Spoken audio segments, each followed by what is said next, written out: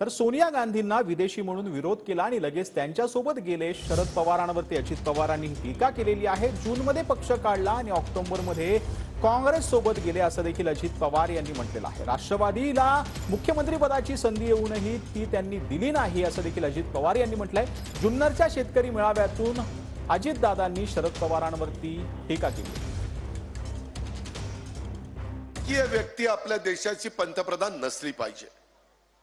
वरिष्ठ पवार साहेब, संगमाजी, तारिक अनवर ह्या सगळ्यांनी तशा प्रकारची भूमिका घेतली.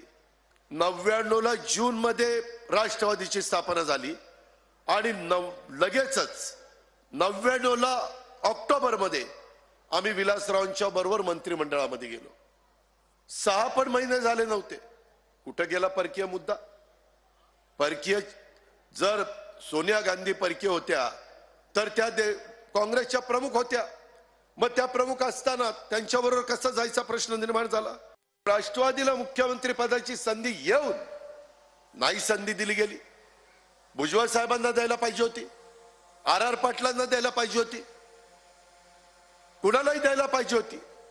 कारण शेवटी सरकार कुणाचं असलं तरी मुख्यमंत्री कोण आहे? आज एकनाथराव शिंदे साहेब मुख्यमंत्री आहेत. आज शेवटी सरकार कुणाचं? एकनाथराव शिंदे साहेबांचं.